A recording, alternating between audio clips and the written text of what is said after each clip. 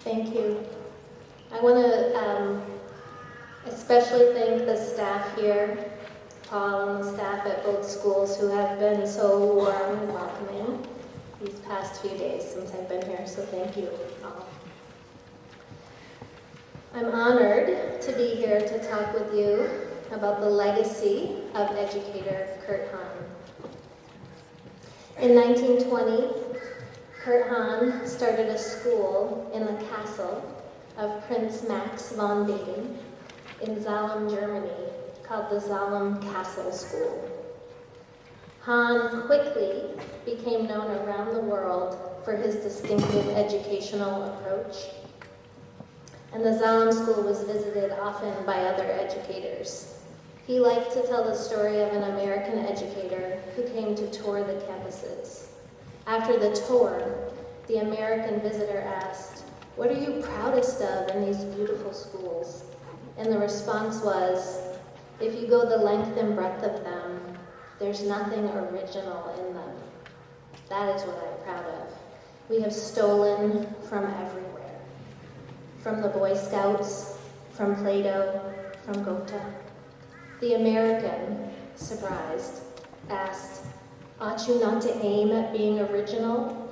The answer, which I love, was, "No, it is an education as in medicine. You must harvest the wisdom of 1,000 years. If ever you come to a surgeon and he wants to take your appendix out in the most original manner possible, I would strongly advise you to go to another surgeon." And that's the spirit of this conference for me. Paul Taylor, principal at Benora Point Primary School and organizer of this conference, went out into the world to learn all he could from other educators, to harvest the wisdom of 1,000 years, if you will. He found Yale Education and High Tech High and the Deeper Learning Network. There are several of us here today. And he has done all he can to open a channel between us so that we can learn from each other and improve how we do our work. The children whom we teach, after all, are children of the world. And the world, especially now, needs all of them, literally all of them, to have the very best education we can provide. And that's why we're here, to learn, to grow, to get better at what we do. I want to take your good ideas home with me. I hope to leave a few here with you as well. I have the good fortune to write books for Yale Education, but I don't want to give you the impression that I am overly literary or take myself too seriously. I'm not above the influence of some truly terrible writing. In fact, I can't help but share a little something terrible with you now. Are you familiar with Amy Poehler?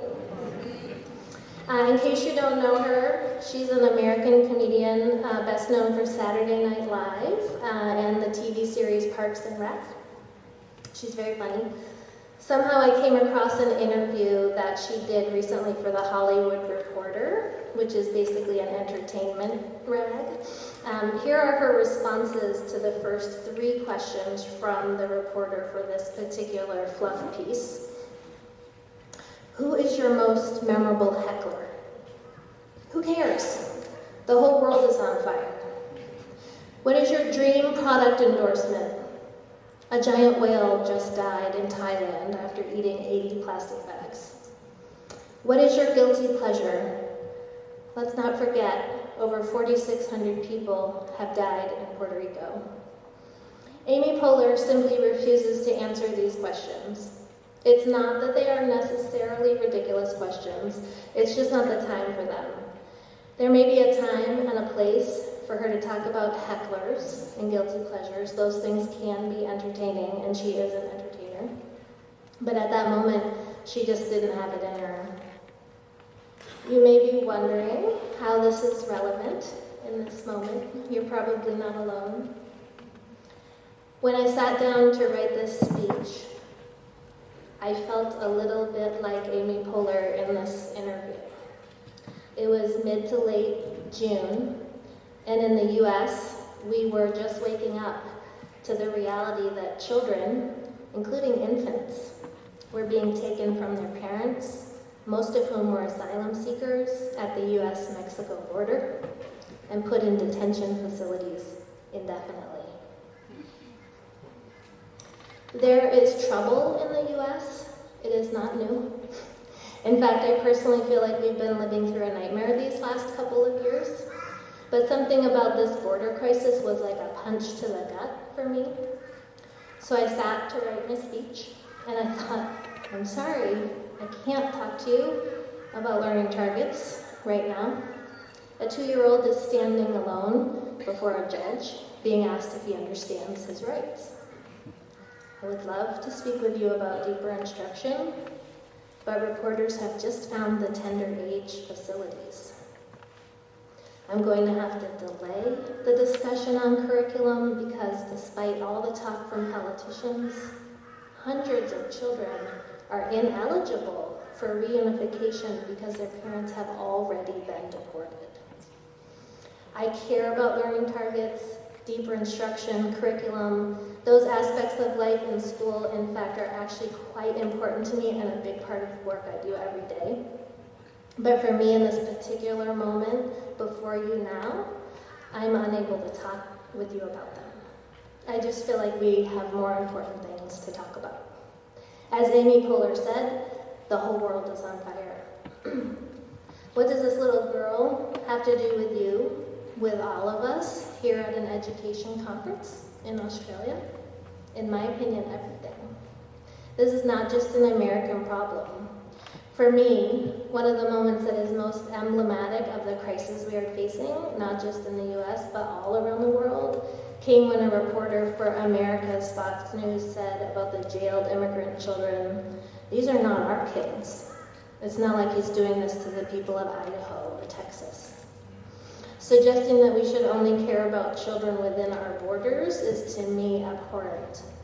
Whether we're talking about those children crossing the border in Texas, those in council housing in London, or those off your shores, their nationality doesn't disqualify them from their childhood or from their humanity. Let's go back to Kurt Hahn for a moment. When Hitler rose to power in the early 20th century, Kurt Hahn's time at the Zalem School was cut short. He could not accept silence or a neutral position amidst the rising tide of fascism and violence that surrounded him in Europe. In 1932, he wrote a letter to Zalem School alumni asking those of them who were active with the SA or the SS to either break with Zalem or break with Hitler. As a result, the Nazis threw him in jail. Hahn was able to escape from Germany with the help of powerful friends in England. He fled to Scotland, where he eventually founded the Gordonston School. Kurt Hahn has an important legacy at EL education and around the world. The values and beliefs expressed by the Zalem School and at Gordonston, in a nutshell, that school should be preparation for life, not just for university, and that education should help students to develop resilience and the ability to experience failure as well as success, formed the foundation for Outward Bound, which he helped launch in the 1940s. In the 1990s, Outward Bound USA joined forces with the Harvard Graduate School of Education to bring the principles of Outward Bound into public schools in the US. A group of educators, many of whom are still working for, with, or in proximity to EL education, formed together to write a proposal for a grant through the New American Schools Foundation. They called their program Expeditionary Learning. Out of 800 proposals, it was one of only 11 to be funded, and it is the only one still standing. Expeditionary Learning started with 10 demonstration schools in 1993. We now have a school network of more than 150 schools around the US.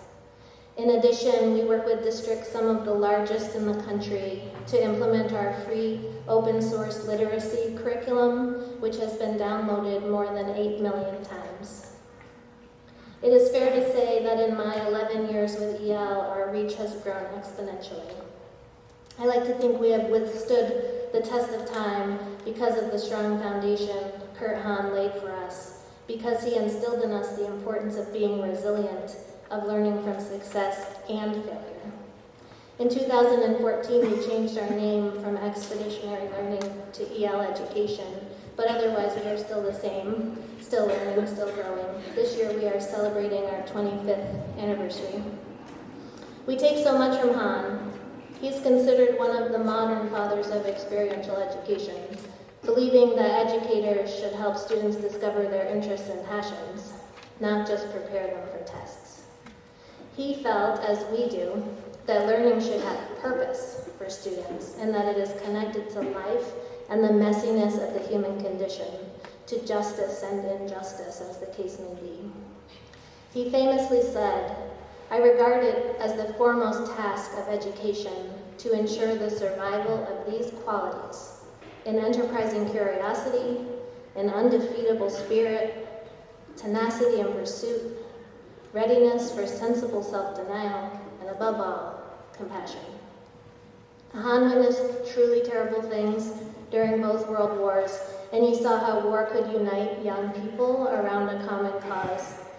He saw how Hitler capitalized on this with his Nazi youth, and he developed a strong commitment to developing young people ready to be citizens of a new kind of world.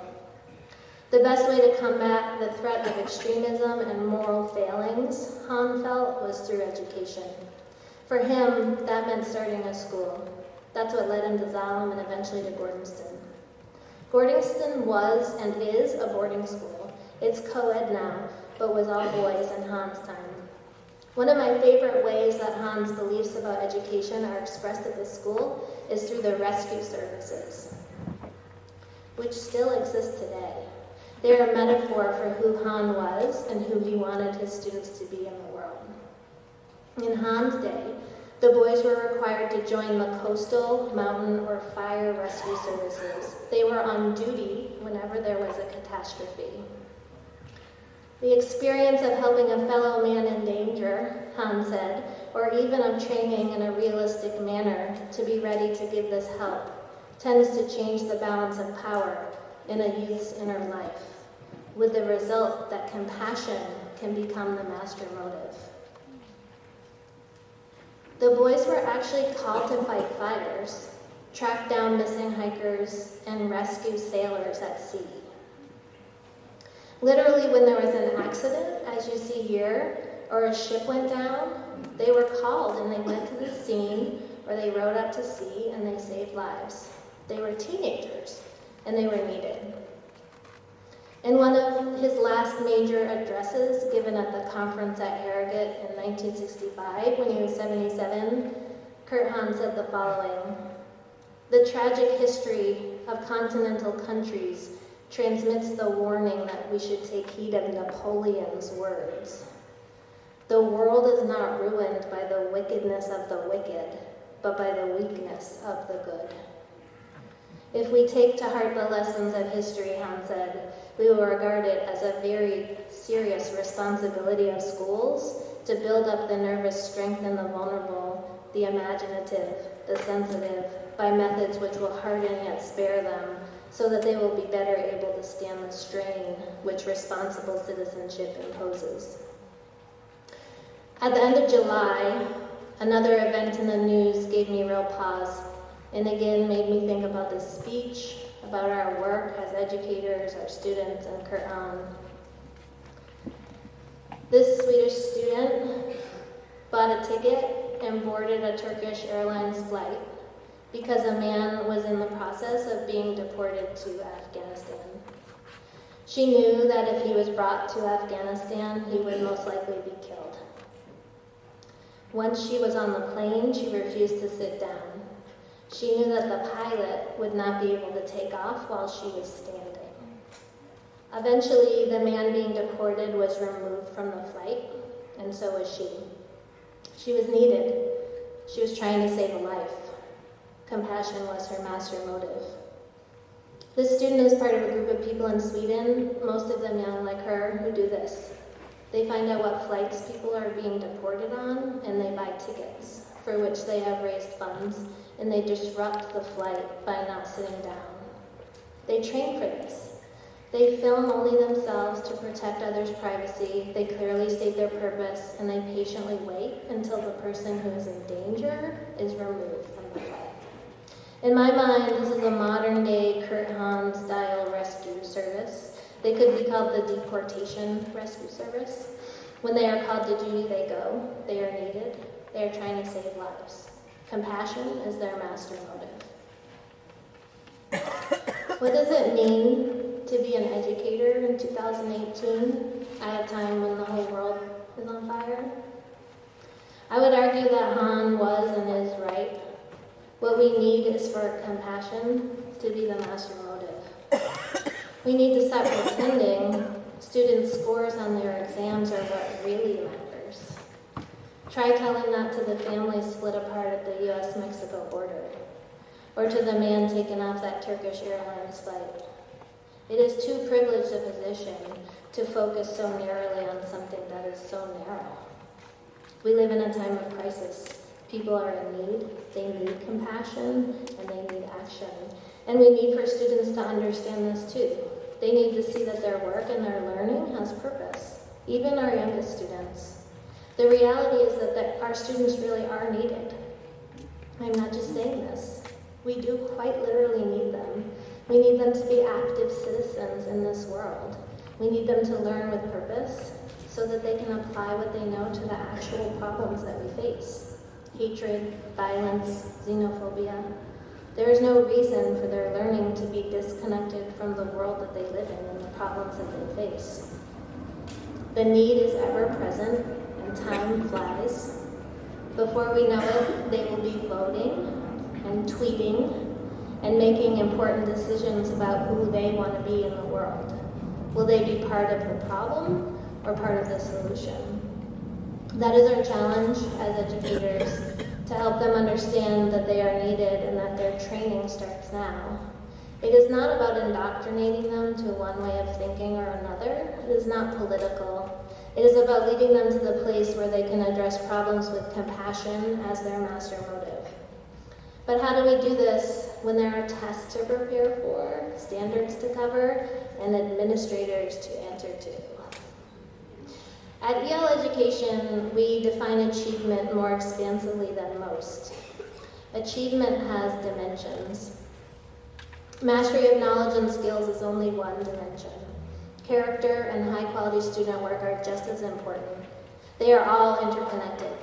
In fact, strong character, including habits of scholarship like perseverance and responsibility for learning, combined with a commitment to doing high-quality work, enhance students' ability to master academic content. That is why EL Education schools focus so strongly on character and high-quality work. Full integration of all three dimensions prepares students for the world that we're giving them. Let me show you what I mean.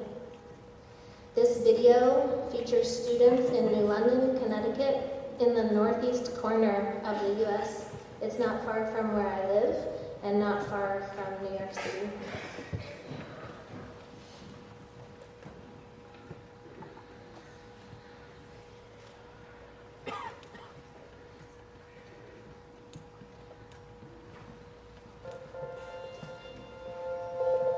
We're a lot smarter when we learn from other people.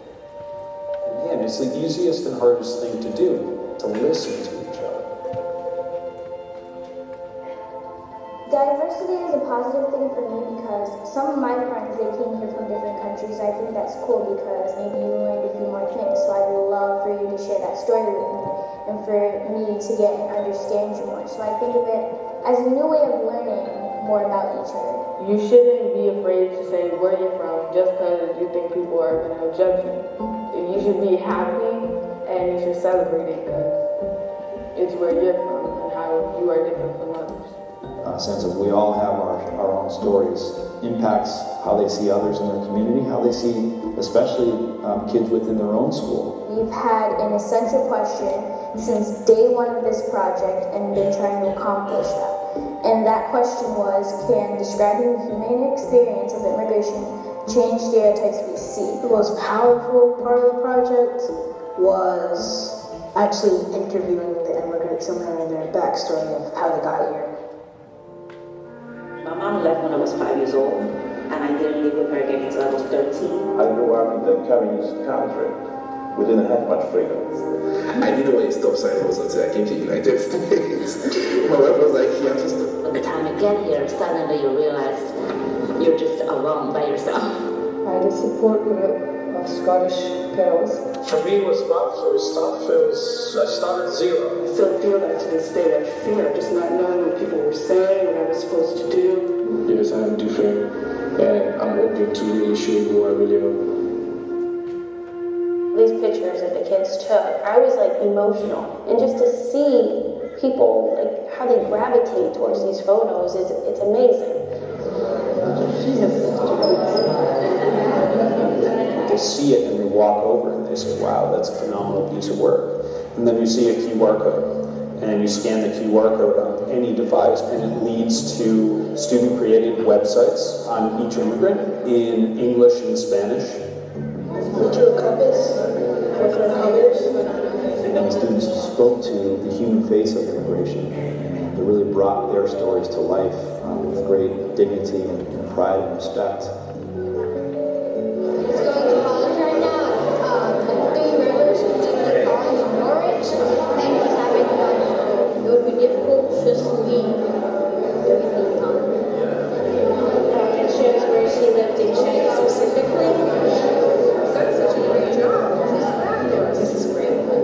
In social studies, students interviewed 16 immigrants from across the world, analyzed the interview as a primary source to tell the story of immigration. Mr. K was bringing in experts from the community, Dr. Fay from Yale, to teach students how to interview in a professional way. That's what it is like for so many immigrants. What this project taught me is the value of community partners. So I taught them how to take photos with lighting composition and how to talk to their subjects. So there's the authentic component, but then there's also that application and kind of integration of learning. Students learned about immigration to the United States in the 1920s to the Lower East Side of Manhattan. They then compared and contrasted that experience to what they saw in the news through a variety of news sources on a variety of political sides. There was a lot of debate. They were able to make up their own mind. You know, art and history and science, and they're incorporating it into my class to make something that's beautiful. You know, and they're still doing that. They did some compass roses. They found the relative location from the capital city to their immigrant's hometown. They're using the math that we're learning in class, but taking it and turning it around into a story. This whole project was interdisciplinary, even in science with climographs. Well, graphing is math, and you're talking about numbers, and you're comparing and contrasting, and that's LA. And in language arts, students have learned about the hero's journey, the archetype. Hero's journey, which is what they went through and who helped them come to the U.S. That also is a powerful learning experience for them, to sort of start to think of themselves as, what journey am I on in life? Ceremonia donde además varios estudiantes fueron reconocidos por resaltar los aportes de la comunidad inmigrante. People want to see it, and there are books being bought. All of the money raised from the book is going to support the Immigration Advocacy and Support Center. The students just found out that the money their book is raising is actually going to get one of the immigrants that they interviewed their green card. So, you know, it gave them chills, it gave me chills. It was phenomenal, you know, to see that it really is changing people's lives. We're the next generation, so we could change the world by taking on these topics. The students took ownership. They took complete ownership because they knew they were responsible for sharing that human story. So there's this layer of quality, and then there's this layer of character and doing service to the community and telling the story to the community that then leads to natural outcomes of mastery of knowledge and skills. That their reading skills and their writing skills and their science concepts and their math concepps, all because they're applied to this really engaging big question, they just naturally evolve and develop. Let's work hard together to challenge our own stereotypes and make this world a better place. Sitting in the audience last Tuesday night at the showcase of their learning at Connecticut College, was probably one of the highlights of my career. The students were authentically speaking about their learning and the impact it had on others in the community. This is what I educate for. They want to know more so that they can be smarter to make a positive impact. I'm in a great country, very diverse country, and they give me the education I need for moving forward.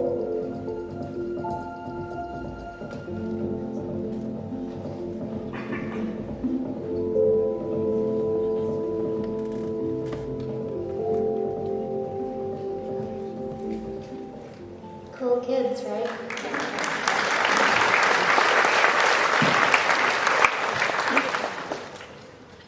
You can see in this video how the 3 dimensions of achievement interact in these students' work and how the adults in the school attend to them. Mastery of knowledge and skills, check. High quality work, check. And the impact on their character is profound. Not only did this project impact their character as learners, teaching them important lessons about initiative, responsibility, perseverance, and collaboration, it also no doubt shaped their sense of themselves as ethical people, filled with empathy, integrity, respect, and compassion. It also gave them agency. They no longer have to question what part they can play to make the world a better place. You know, they know now. And though I am sometimes prone to hyperbole, it may not be far-fetched to say that the immigration project featured in this video changed these students' lives. It's hard for me to imagine that they will ever be able to look at the issue of immigration without remembering these people who touched their lives when they were 11 and 12 years old. These students understand now that each of these immigrants, like all immigrants, made one of the most difficult decisions of their lives, to leave everything behind. They gave up so much to make their hero's journey. They deserve compassion. These students are going to be part of the solution. And it's important to point out the impact that these students had on these immigrants as well. Their lives were touched by these kids too. A bridge was built, and it goes in both directions. Learning expeditions like this one are the core curricular structure in EL education schools. They typically center around compelling topics in social studies like this one did, or science, and they integrate literacy, mathematics where possible, field work, and service, and they culminate with products that serve a need for an authentic audience. Students create work not only for their teacher and not only for a grade. They create something that serves a purpose in the world. This quote from my colleague Ron Berger reminds us why. When a student completes her schooling and enters adult life, for the rest of her life, she will be judged not by test scores, but rather by 2 things: the quality of her work and the quality of her character. Education is preparation for life. It is not preparation for tests. If I had more time, perhaps an hour, I would have shared with you the stories of some other inspiring learning expeditions. 6th graders in Oakland, California, for example, taking on Islamophobia and anti-Semitism in their community, or high school students in New York City who developed a training program to combat racism in their school and wider community in Brooklyn. Even though I don't really have time to tell these stories, I do want to state the important lesson all of these students have taught me. We get so caught up as adults in our worries about the size of problems that our students are capable of tackling. Immigration, xenophobia, racism, what can we possibly do about these problems? They're just too big. Someone else, someone more important than me, will have to tackle those. But think about that little girl at the border. We can't respond that way. As educators, we have a special role to play because we have a unique sphere of influence. We have our students, and they are living in this world. They need our guidance. We are the important people best equipped to tackle these problems. There's no one else who's going to do this work. And though we may feel we need to stay away from politics there's no need to steer clear of compassion. Consider those students studying immigration. No one is telling them how to think. Their teachers are leading them to people, to human beings, to compelling stories and narratives that they can't look away from. Students are invited to open their hearts. Sometimes addressing complex problems starts with simple approaches. Just like that American visitor to the Zalem school that I opened this speech with, we must remember that we don't have to reinvent the wheel. There's no need to be original here. There's nothing innovative about compassion. Kurt Hahn died in 1974, nearly 20 years before Expeditionary Learning was founded. I can't help but think that he would be delighted by these students, by the way they are answering his call. They will grow up to be part of the solution to some of the most intractable problems we face today, simply because they had the opportunity to reach out and touch the humanity of the people in their communities, to learn their stories, their struggles, their triumphs. Compassion is their master motive. Contributing to a better world is a part of our mission at EL Education. By helping students see that their academic learning is not separate from their ability to make the world a better place, we help them take their place among the change makers, the visionaries, and the doers. In 2018, helping students understand their role in building a better world can and should be the mission of every educator. We are the most influential group of people in the world, and the world really needs us. Our students need us. And here's the secret I've been waiting to tell you. We are the ones we've been waiting for. Thank you.